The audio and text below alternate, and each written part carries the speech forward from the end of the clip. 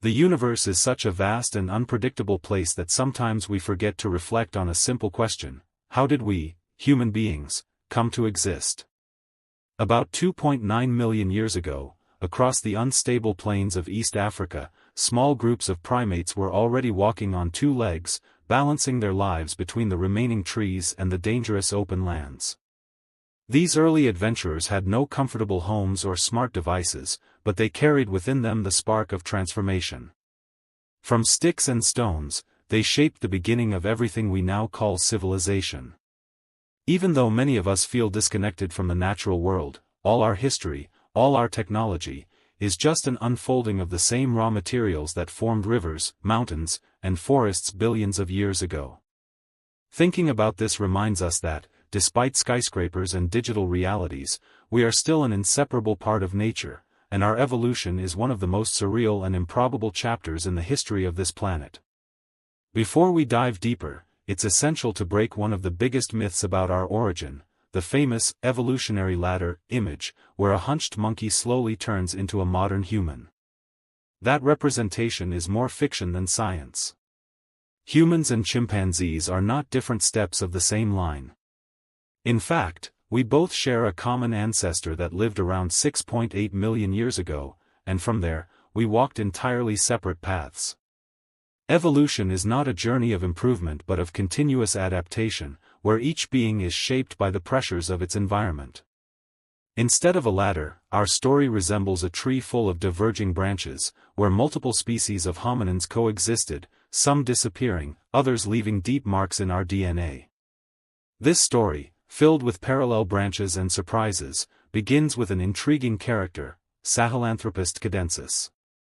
This hominin, who lived about 6.5 million years ago in what is now Chad, is one of the first to show signs of bipedal posture, albeit perhaps occasional. With a mix of primitive features and traits resembling modern humans, like a forward-placed foramen magnum, it shows us that the road to upright walking was more gradual and experimental than we once imagined. These first hesitant steps opened the gates to the entire human evolutionary journey. When we look into the deep past, we understand that bipedalism, our now common ability to walk on two legs, didn't appear overnight. It was Ororuntujanensis, a hominin who lived about 5.9 million years ago in what is today Kenya, who might have taken even firmer steps in that direction. His femur revealed an anatomy adapted to support body weight upright, even though he still lived among branches and roots. This hybrid phase, of beings mastering both the ground and the trees, was essential to our story, shaping both our bodies and our ways of interacting with the surrounding environment. For hundreds of thousands of years, the Earth witnessed creatures like this struggling to survive in a world of unstable climates, relentless predators, and scarce resources. While the old idea was that we left the trees only when the savannas expanded, today we know that our ancestors were already walking upright even in forested areas. It wasn't a sudden shift but a long evolutionary dance between the ground and the canopy. This dual ability, walking and climbing, became one of our first great advantages. Along with it, early cognitive changes began to appear. Not in brain size yet, but in function, our ancestors had to memorize safe routes, identify hidden foods, and, of course, escape predators. Survival challenges were slowly sculpting what we now call intelligence. Moving forward in time, we encounter figures like Australopithecus barel-ghazali, discovered in regions that today are deserts but were once rich environments of lakes and open forests. This species, living about 3.4 million years ago, shows the diversity of human pathways. There wasn't just one evolutionary line, there were experiments, attempts, intertwined paths, extinctions, and reinventions. The grand tree of human life is far more chaotic than a simple straight line. And it's precisely this complexity that makes our history so fascinating. And now, since we're fully immersed in this ocean of discoveries, I have a special invitation. If you're enjoying this time travel journey, make sure to subscribe to the channel and hit the notification bell. This way, you won't miss any new dives into the deepest origins of our existence. And tell me in the comments, if you could visit one era of these early hominins, which one would it be? Would you like to see an Australopithecus walking between the trees, or maybe catch a glimpse of a Sahelanthropus balancing on the tall grass? I'm excited to read your ideas. Rocket. As time advanced, our ancestors adapted to an ever-changing world. Dense forests began to give way to open fields, and it was in this shifting landscape that one of the most emblematic figures of our history emerged, Australopithecus garhi. Living about 2.5 million years ago in what is now Ethiopia, this hominin brought a surprising novelty to the evolutionary story: the systematic use of stone tools. Unlike what many believe, toolmaking wasn't exclusive to large brains or organized societies. Even with a brain only slightly bigger than that of a modern chimpanzee, garhi demonstrated remarkable adaptability, creating sharp flakes capable of cutting meat or breaking bones to access marrow. This development was revolutionary. Tools expanded the diet and allowed access to energy sources previously unreachable, such as fat-rich bone marrow. In a world of scarce resources, this advantage could mean the difference between survival and extinction. Introducing higher-calorie foods into the diet not only strengthened bodies but also supported gradual brain growth, requiring new strategies, behaviors, and forms of cooperation within groups. Speaking of cooperation, it's fascinating to imagine how the social lives of these early humans were structured. Unlike the solitary struggle we often see in today's wildlife documentaries, our ancestors likely already valued strong social bonds. Sharing food, protecting the young, caring for the injured, small gestures that planted the seeds for the complex society we live in today. These interactions, filled with emotion and strategy, were just as important for survival as physical strength or stone tools. Moving a little further along the timeline, we meet our first representatives of the genus Homo. Around 2.2 million years ago, Homo rudolfensis appeared, a modest-sized creature with cranial features distinct from its predecessors.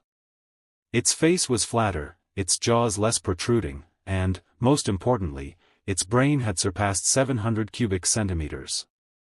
And this brought more than just technical abilities, it introduced the potential for more sophisticated communication, even if still rudimentary, through sounds, gestures, and expressions. Here, evolution became not just biological but also cultural.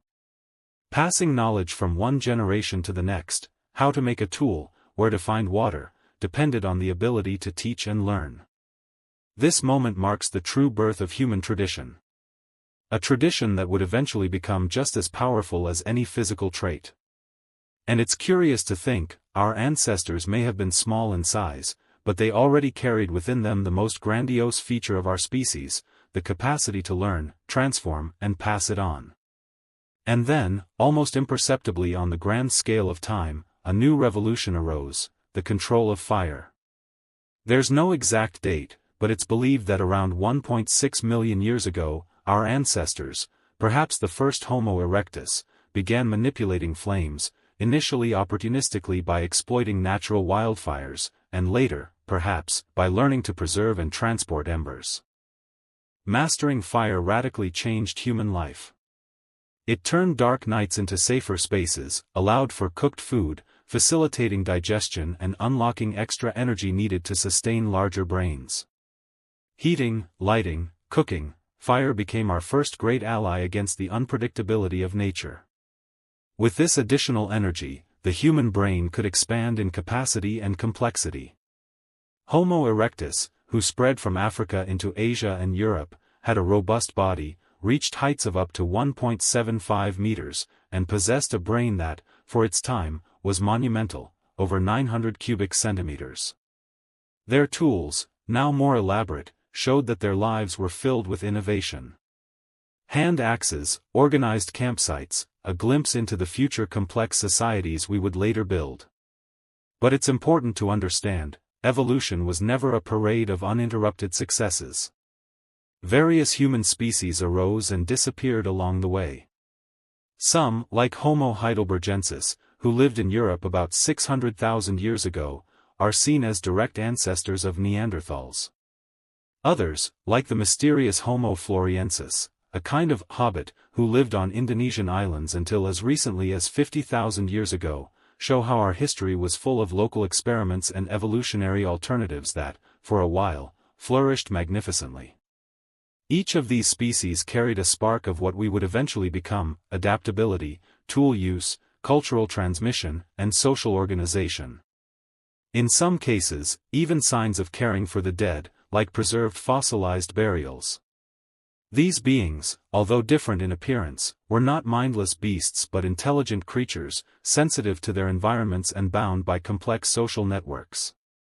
And now, before we close this epic journey through time, I want to make a heartfelt invitation.